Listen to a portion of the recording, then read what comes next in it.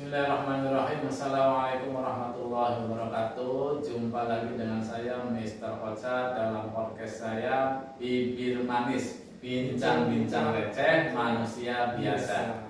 Pada kesempatan kali ini saya ditemani oleh Duta Budaya Fisik winner tahun 2021, Mas Ewang. Ya. Langsung saja Mas Ewang, silakan secara singkat perkenalkan dirinya. Baik, sebelumnya perkenalkan, nama saya Ewang Muhammad Fanani, biasa dipanggil Ewang. Saya berasal dari kota Probolinggo, sekarang semester 3, angkatan 21.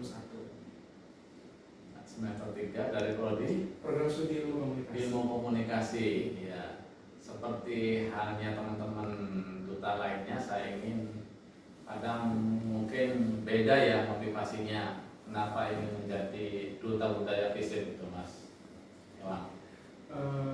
Jadi motivasi saya mengikuti duta budaya fisik yaitu saya ingin mengupgrade diri saya lebih tinggi lagi, karena berkaca pada diri saya yang dulu-dulu, saya itu orangnya selalu berada di zona nyaman, suka stuck di satu posisi yang itu gak baik sebenarnya. Pas SMA? Pas SD SMP. Ya. Jadi saya selalu ingin waktu masuk SMA saya selalu ingin upgrade diri saya ikut banyak organisasi, saya ikut, dan kebetulan waktu itu kelas 12 SMA saya juga tergabung dalam duta wisata di kota Probolinggo. Ya, dan itu saya dapatkan di kelas 3 SMA. Wih, keren. Ya. Berarti berangkat dari situ. Iya, dan karena saya juga basic suka sama hal-hal yang berbau budaya, jadi saya juga ingin mengenalkan beberapa budaya yang ada di Indonesia, khususnya budaya Madura, kepada teman-teman sekitar saya. Kalau Mas Ewang kan Probolinggo kan masih dekat dengan budaya Madura ya. Nah, tidak kaget dong ya, dan mungkin sudah terbiasa memahami mengapa budaya Madura. Mungkin kalau dibilang nggak kaget juga enggak, karena saya sempat mengalami culture shock juga di sini. Oh, gitu. Ya. Terutama dalam bahasa, karena bahasa Madura yang di Probolinggo sama bahasa Madura yang di sini itu kelihatan sekali perbedaannya. Apalagi waktu saya dengar teman saya dari Sumeneb berbicara bahasa Madura, itu saya kaget. Oh, gitu. Ternyata ada bahasa Madura yang kayak gini. Yeah. Karena selama di Probolinggo saya mendengar bahasa Madura itu bahasa Madura yang kasar. Mungkin bagi orang Madura asli itu bahasa Madura yang kasar. Kayak gitu. Oke. Mas ini kan winner Duta Budaya Fisik 2021 ya. Iya.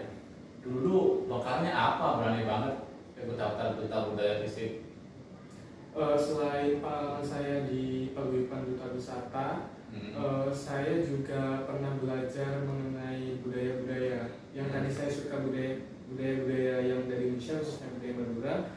Jadi itu bekal bagi saya buat berani daftar di Duta Budaya Fisik ini. Terutama saya juga menerapkan 4B yang Brain, Beauty, Behavior, and Brave. Jadi bakat skillnya kalau tadi Mas Fahri itu kan bela diri. Nah, kalau Mas Ewang ini? Kalau saya ada passion di bidang desain. Ya, jadi saya suka desain entah itu manual ataupun digital. Tapi sekarang saya lebih fokus untuk belajar di desain digital. Desain manual itu berarti menggambar, melukis orang, bangunan. Iya. Iya. Keren. Oke. Berikutnya, ada nggak sih perbedaan atau tantangan yang dirasakan oleh Duta Budaya Fisik tahun 2021 dan tahun ini?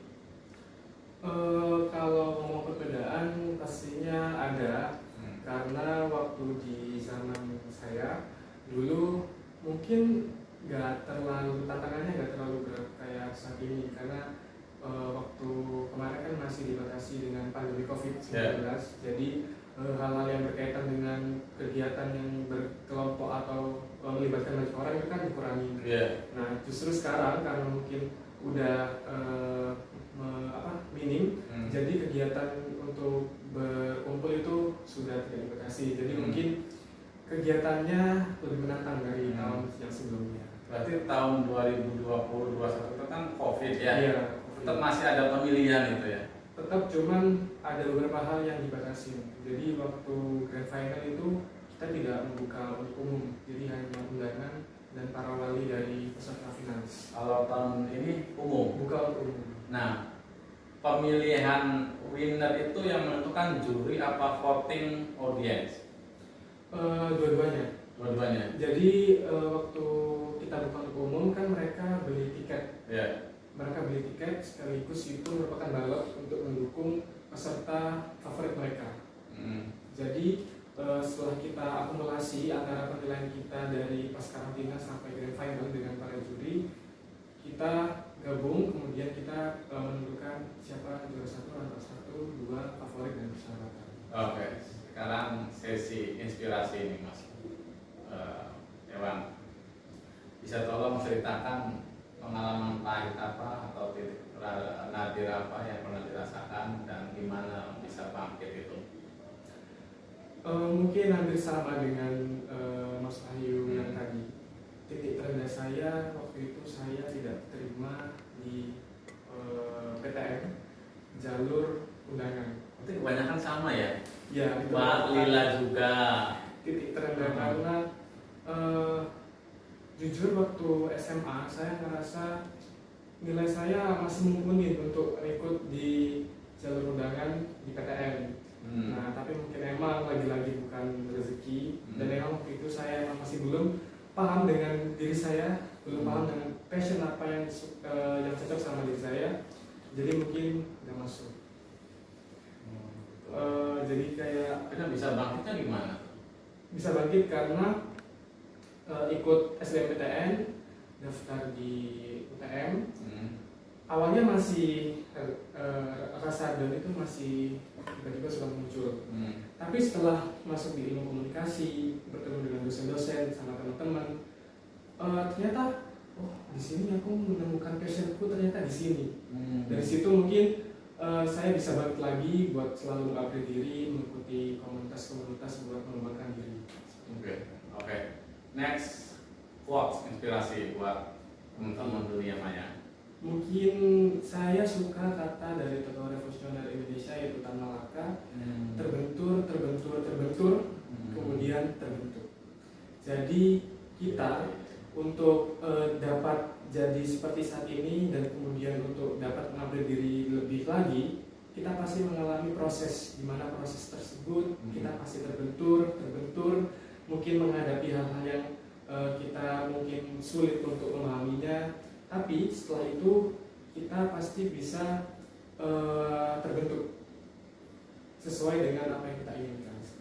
Saya setuju pendapatnya Mas Wahyu tadi. Bang ya, Bang, bahwasanya sesuai dengan quote dari Tan Malaka, terbentur. Itu seperti halnya beras, Mas. Iya. Beras itu kulitnya dari padi itu mengerupas karena saling berbenturan. Iya. Akhirnya membentuk sebuah beras. Luar biasa Mas Ewan. Terima kasih untuk hari ini. Closing statementnya adalah siapa yang disebut pemilik bibir manis?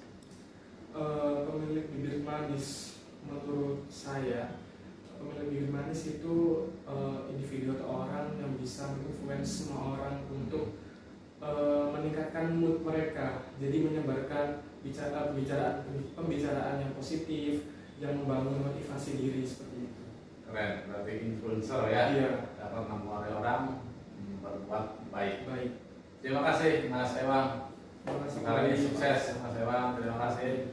Jumpa lagi dengan saya nanti. Insya Allah sampai jumpa lagi. Jangan lupa like, komen, dan subscribe YouTube channel saya Deja Rosadi Seta. Terima kasih. Wassalamualaikum warahmatullahi wabarakatuh.